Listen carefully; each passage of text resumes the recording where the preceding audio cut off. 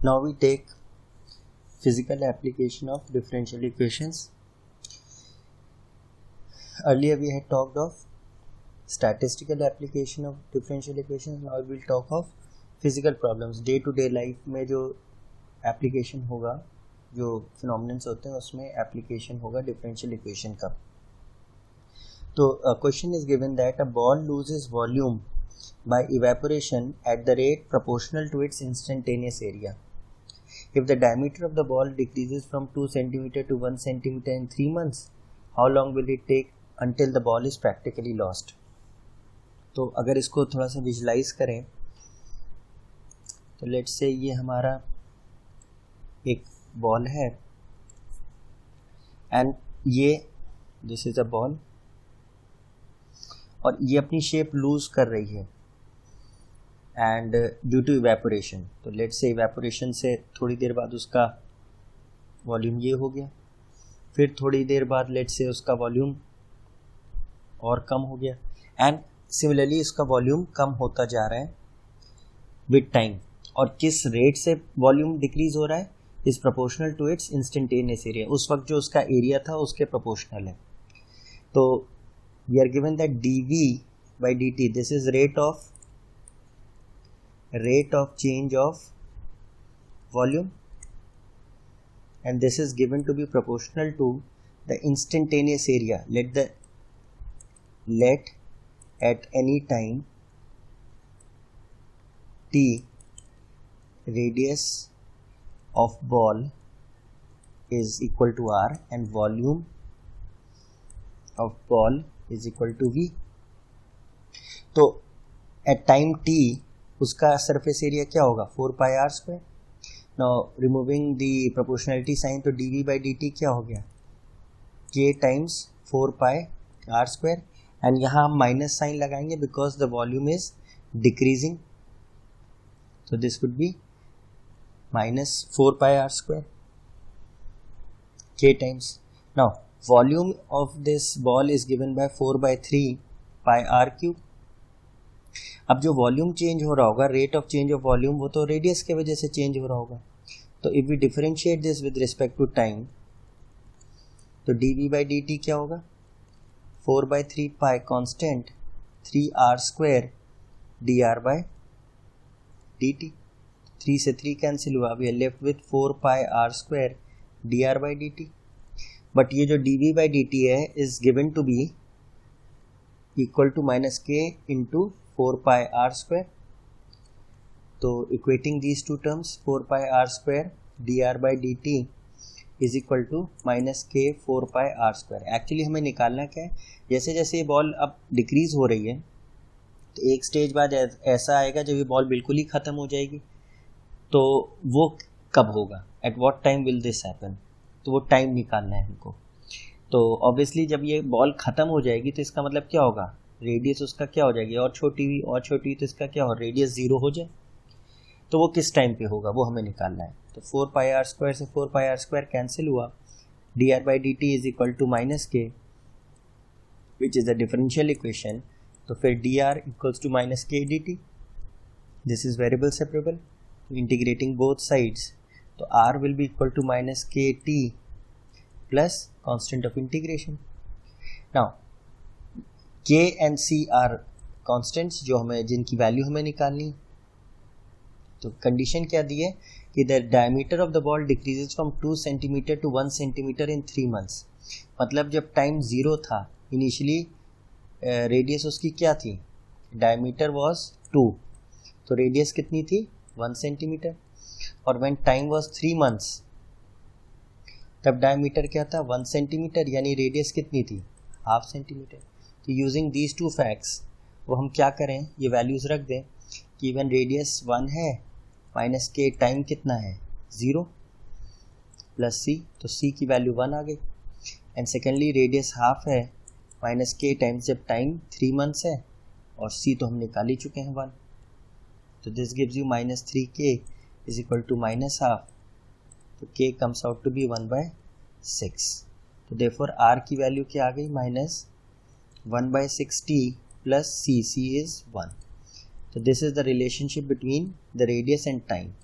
Now when radius, ये पूछ रहा है बॉल लिटरली ख़त्म कब होगी, that is when r tends to 0, जब r 0 हो जाए। जब r 0 हो जाएगा तो -1/6t + 1 शुड बी 0, तो this gives t by 6 equals to 1, therefore t will be 6 months, यानी 6 महीने बाद the ball would be literally lost. Now let's take the next question. Find the time required for cylindrical tank of radius r and height h to empty through a round hole of area A at the bottom. The flow through the hole is according to the rule Vt equals to k times √2g ht, where Vt represents the velocity of flow through the hole and ht represents the height of the water level above the hole at time t, and g is acceleration due to gravity. So let's draw a rough sketch. Suppose this is our cylinder, this is our cylinder, ये हमारा let's say cylinder है, and there is a small hole at the bottom, और जो height है that is given to be, the height of the vessel is given to be capital H and the radius is given to be small r. ठीक है, तो this is filled with some liquid, this is filled with some liquid till up to the top. अब इस यहाँ पे एक whole है at the bottom, it is a round hole जिसका एरिया क्या है, area of hole is A, और इससे वाटर लीक हो रहा है एंड उसका फ्लो रेट क्या है, is given by Vt is equal to k times √2gh. तो ऑब्वियसली जैसे जैसे फ्लो यहाँ से होगा हाइट डिक्रीज होगी, तो at any time t the height of the vessel, the height of the water level be h, इसी time t पे पानी का level is let say h. Suppose यहाँ पे पानी का लेवल है, this is your water level at time t, तो दिस इज h. ठीक है, तो after a small interval dt, in a small interval dt, जो फ्लो होगा, जो पानी निकलेगा, उसके वजह से हाइट डिक्रीज होगी. Let that small height decrease be, suppose हमारी वाटर लेवल की हाइट यहां पे आ गई, this is the water level, तो द डिक्रीज इन हाइट कितना हो गया, dh. Let's write this properly. तो ये जो स्मॉल डिक्रीज इन लेवल है वो dh हो गया. नाउ ऑब्वियसली थ्रू आउट जैसे जैसे पानी गिरेगा radius of the vessel won't change, radius तो आर ही रहेगी. तो ये जो वाटर लेवल डिक्रीज हुआ, this is also cylindrical in shape, cylinder के फॉर्म में ही है ये. तो वाटर लेवल जो डिक्रीज हुआ वो क्या हुआ, volume removed would be pi are square h. h कितना हुआ, dh, pi are square dh. तो माइनस का इसलिए लेंगे क्योंकि डिक्रीज हो गया, शुड बी इक्वल टू जिस रेट ऑफ फ्लो से बाहर हुआ है उसी हिसाब से ये डिक्रीज हुआ है. तो फ्लो क्या था, area of cross section which is a, जो होल का एरिया वो a है, into rate of flow. Rate of flow क्या था, v इंटू टी. तो minus pi are square into dh is a times k √2gh. ठीक है, तो into dt, because this is rate of flow. Rate of flow, volume that is removed is equal to rate of flow into area of cross section into time.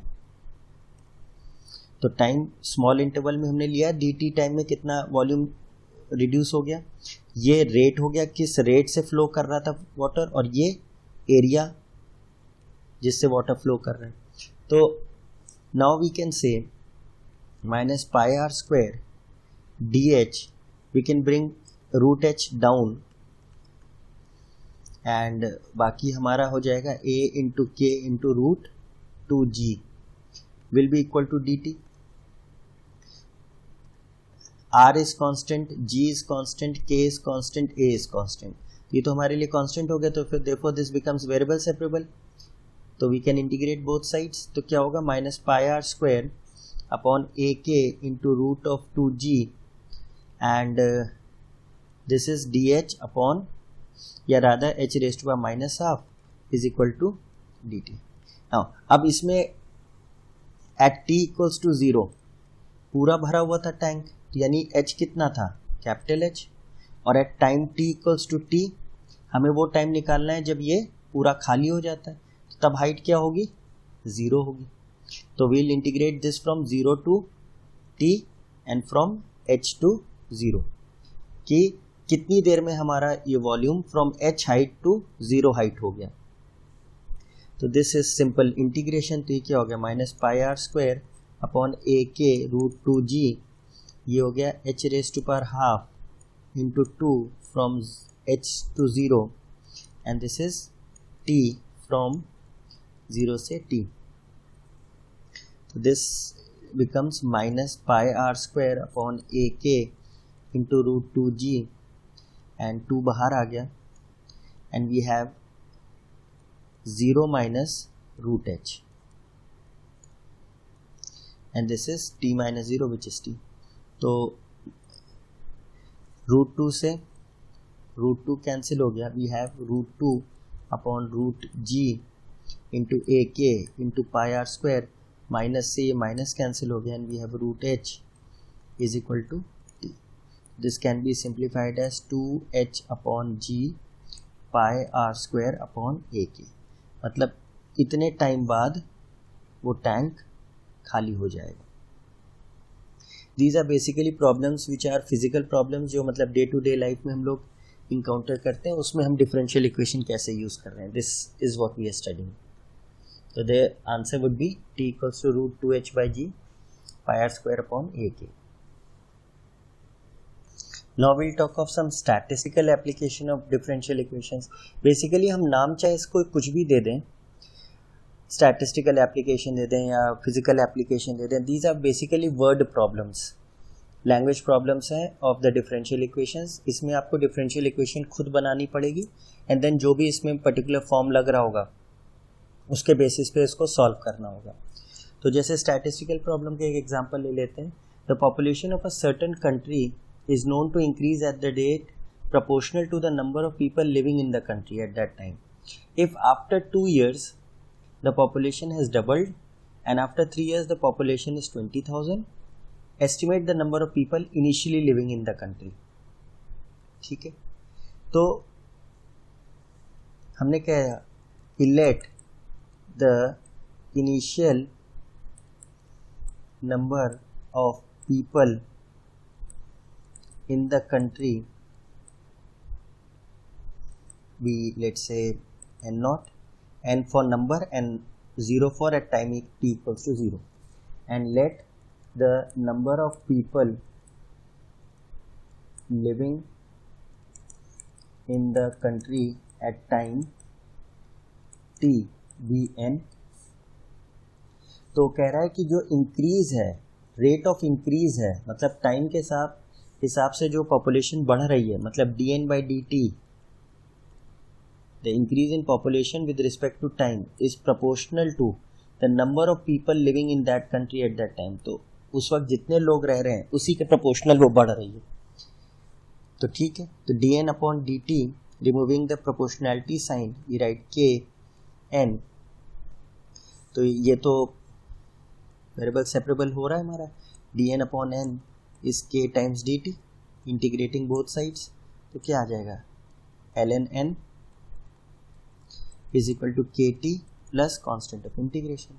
Now this can be simplified as n equals to e raised to power kt plus c, which can be written as e raised to power kt into e raised to power c. Now e raised to power c को हम कोई constant a मान लेते हैं, let's say e raised to power kt, तो therefore n equals to a e raised to power kt.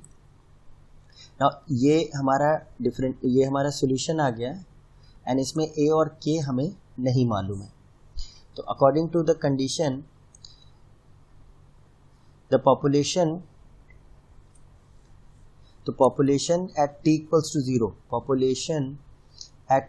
to 0, मतलब initially n not मानी थी हमने, तो n क्या है, n equals to n naught है, n इक्वल्स टू क्या है, n नॉट है.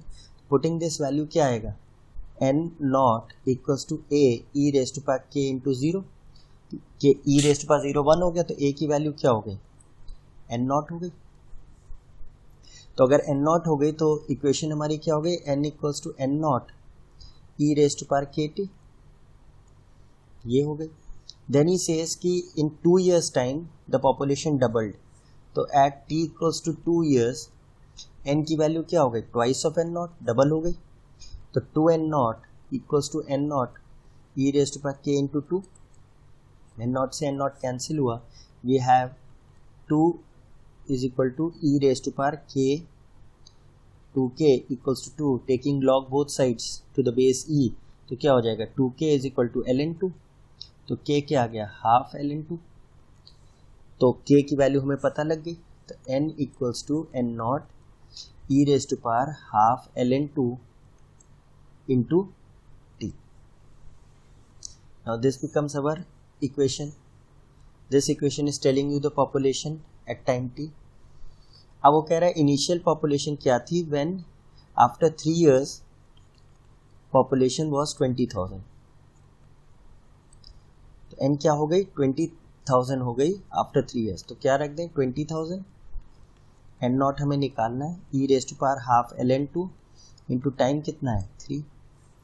तो on solving this we have 20,000 upon e raise to power 3/2 ln2. तो this is your final answer. तो this can be further written as 20,000 upon e raise to power ln 2 raise to power 3/2. तो ये तो हमारा solve होके 20,000 upon 2 raise to power 3/2. क्यों, e raise to power ln ex क्या होता है, x होता है, तो 2 raise to power 3/2 which can be written as 20,000 upon 2 into √2. तो 2 से कैंसिल हो जाएगा 10,000 डिवाइडेड बाय √2 इंटू √2 अपॉन √2 कर दें सिंप्लीफाई करने के लिए. तो दिस गिव्स यू, ये तो 2 हो जाएगा, 2 इंटू ये 5,000 हो गया, 5,000 इंटू 1.41, तो दिस गिव्स यू 2 zeros, 2 0 से 2 0, 5 1 5, 5 4 20, 5 1 5 and 2 7. तो अप्रॉक्सीमेटली n नॉट क्या हो गया, n नॉट इज 7050, मतलब इनिशियली उस सिटी की या कंट्री की पॉपुलेशन क्या थी 7,500 अप्रॉक्सीमेटली. तो this is how you use differential equation in word problems. अब उसे स्टैटिस्टिकल एप्लीकेशन कह दें या ज्योमेट्रिकल एप्लीकेशन कह दें या फिजिकल एप्लीकेशन कह दें, मेक्स नो डिफरेंस. हाँ, ज्योमेट्रिकल एप्लीकेशन में ज़रूर ये है कि उसमें एक सेट ऑफ फॉर्मूलेज हैं, length of tangent, length of sub tangent, length of normal, length of sub normal, intercept between the axis, Y intercept made by the tangent, X intercept made by the tangent, वहाँ वो फॉर्मूले थोड़े से important हैं. बाकी जितने ये question है दीज आर जनरल क्वेश्चन, इसमें आपको कोई रूल नहीं है, you will have to decode the question और फिर उसको सॉल्व करना है.